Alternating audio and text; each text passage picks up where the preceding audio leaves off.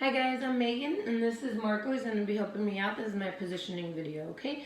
I'm going to start with the cervical spine. So for this one, you would have a 10 by 12 and I'm going to start with the AP. Basically, since you can't see the light, I'll just explain it. I would put it here. I would put it up to so you could see from T2. You want to see the mandible and the mentum superimposed over the base of the skull. So you're really just going to see C3 to T2 is what you want to see. And you're going to see the vertebral bodies. And the intervertebral disc. And for this one, you just want to make he's looking straight. He's already doing it. So that way you don't have more superimposition of the mentum with C3. Okay? And then the next one I'm going to do is going to be the oblique. So you're going to turn. Put your feet towards mine. Perfect. You're going to have and turn this way. Look straight on. Perfect. And then I would have it here. For this one, you're going to see the intervertebral foramina, and you're going to see all of them. You should see C1 and C7. You want to make sure you extend the chin a little bit so that way the ramus isn't superimposing over it. Same thing, you want to get up to C7, so I would get a little more. I would do up to T1 or T2 so you can make sure you have all of it. And this one you want to see them super all in line, so that way you know that there's no rotation or anything. And that's it for this one. Then for the next one I would do would be the lateral. So I'm going to have them turn. Make sure your shoulders touching. Oh, and for that one, the oblique that I did was the LPO. And for that one, you're going to see the right side. And so for the lateral, I'm going to have him same thing. Everything down, extend the chin. You're going to see all of them. You should be seeing the zygapophyseal joints in this one. You're still going to see the vertebral bodies. And you want to see them all aligned. That way you know there's no rotation or tilt or anything. And then you want to get up to C7. If you can't get up to C7, if they have broad shoulders, you can angle a little bit. Or we're going to do the swimmers next if you don't get the C7 for that one. Okay, and that's the cervical spine. Okay, and for that one I did forget so for the century it's going to be C4, basically right under the thyroid cartilage. So you want to make sure you're basically right in the middle just so you can get everything that you want to get. For those it's pretty much 10 by 12. You can use a bigger IR and collimate. For the lateral it's 72 SID and the rest of them are 40. Okay, thank you. Okay, so for the next one, we're going to do the T-spine, the thoracic spine. We're going to start with the AP. For this one, you're supposed to be laying down, but for the video purpose, so you guys can see, I'm going to have him stand up. So for this one, I'm just going to have his arms out a little bit. This one, you want 14 by 17. You want to be able to get all of it. So you're going to have like about 1 to 1.5 inches above the shoulder. And then you want to be able to get everything. So you want to get C7. And then you're going to get up to like L1 because you want to include all 12 vertebral bodies. You're going to put the century right here where it's T7. And then you just collimate inward. For this one, it's 40 SID as well. And then 40 SID as well. And then you should be able to see the vertebral bodies, the joint space, the transverse process, spinous process, and then you want to make sure the way you can do is you can count all 12 ribs, and that should show you that you have all 12 vertebral bodies. Okay? So next I'm going to do is next we're going to do the lateral T-spine. So I'm going to have you turn, face, shoulder up against the wall, nice and straight for me. Your hands, put them like this. You're going to have them up over here. And then, so technically you would do this laying down as well, but for this one you would put like a sleeper's position. You would do it like that, and then the knees would be bent. And I would try and make sure that he's as straight as possible so I can get all this up fine. Okay, superimpose.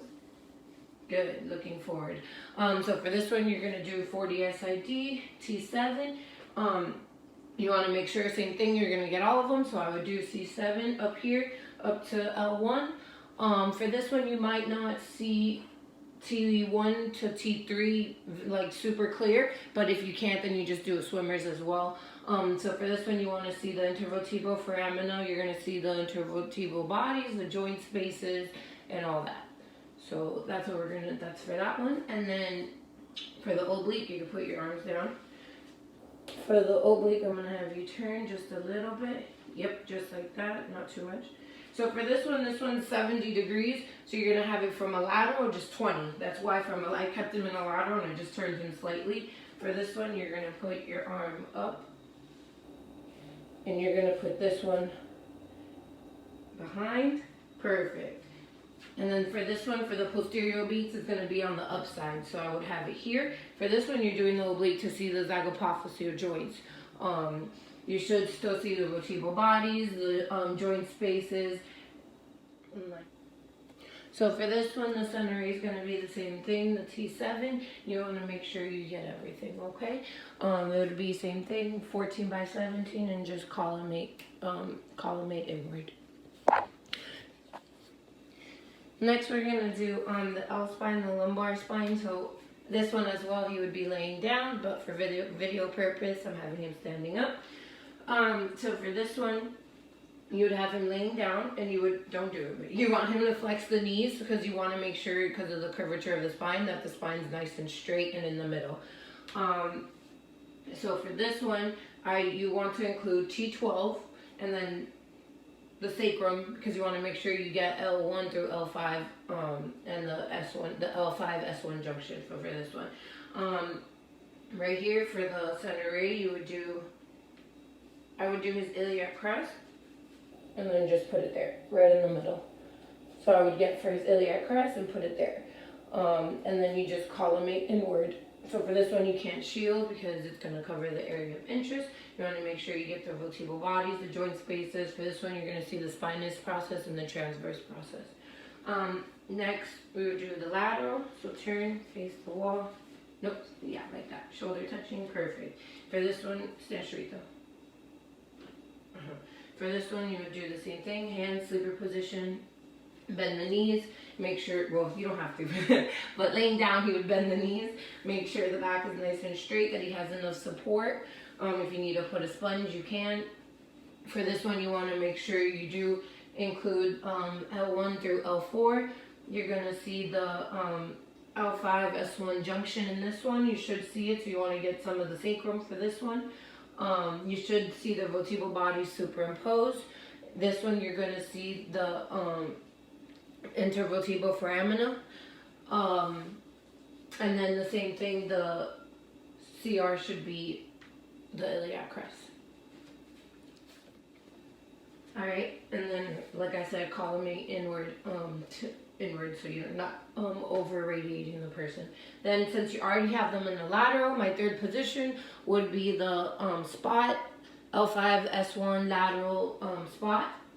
For this one, it's a smaller, it's like 8 by 12, but you could use 10 by 12 and collimate. You literally just want to get the L5 S1 junction. So for the lateral, you would see if you needed to angle, you would angle caudad 5 to 8 degrees. If the joint space is closed or if they're like superimposed, and it's just different people's anatomy.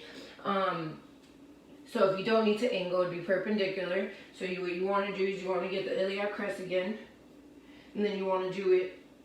You want to get the ASIS as well. So you're going to do 1.5 inches below. 1.5 inches below the iliac, and then you want the ASIS, you want 2 inches posterior to that. So I would do it right here. This is the ASIS, cup it, and I would put it right here. And just put the center ray right here. And that's how I would do it. For that one, you want to see, you're mainly to see the junction space open, so you can collimate inward because you don't need all of that. So collimate to the sacrum, collimate to like L4, and then just there, I would get that. And that's my lumbar spine.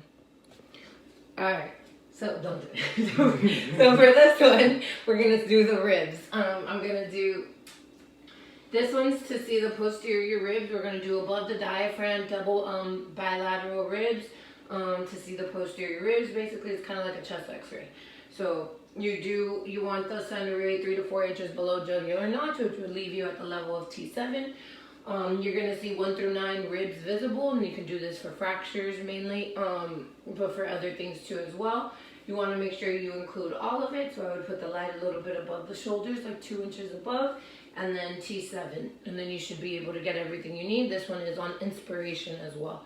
Now, my second one is if they say that there's something in the anterior ribs. You turn them around, put your chest up against the wall, arms apart, chin up, perfect. And you want to make sure the chin isn't superimposing over the first ribs or anything else. So you always put the chin up to avoid the superimposition. So for this one, you want to see the anterior ribs. Same thing. You're going to do the level of T7. You're gonna get the same thing, 1 through 9, maybe even 10, depends. Put the light above so you make sure you get the first ribs and you don't cut them off. You're gonna do this one on inspiration as well. And for these, you can shield below. So turn around, and then for this one, my last one, we're gonna do a LPO. So you're gonna put your shoulder up against here, 45-degree obliquity for this one.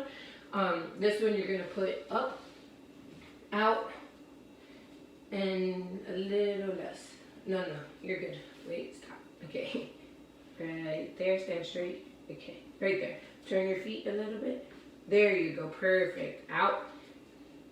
Perfect. Stand straight. Chin up. And then, so for this one is going to be, for posterior oblique, it's going to be the downside. So for this one, you would say, let's say, for example, since it's a LPO, that something was wrong in the left posterior ribs, so then you do a LPO. And then if it's the opposite, you would do the anterior oblique for the other side, because for that one it's the upside. But for this one it's the downside, so I would put it here. You're going to do T7. I believe this one's a unilateral axillary rib, so you just want this side, but you are going to include up to here, like the sternum right here. Include this, cut this off because you don't need all that, and just column it inward at T7. Column it because you don't need both, you just need one side. And then this one's on inspiration as well, above the diaphragm. If it's anything below the diaphragm, it would be on expiration. Okay, and then that's my video. Thank you guys, and say thank you for watching. Bye.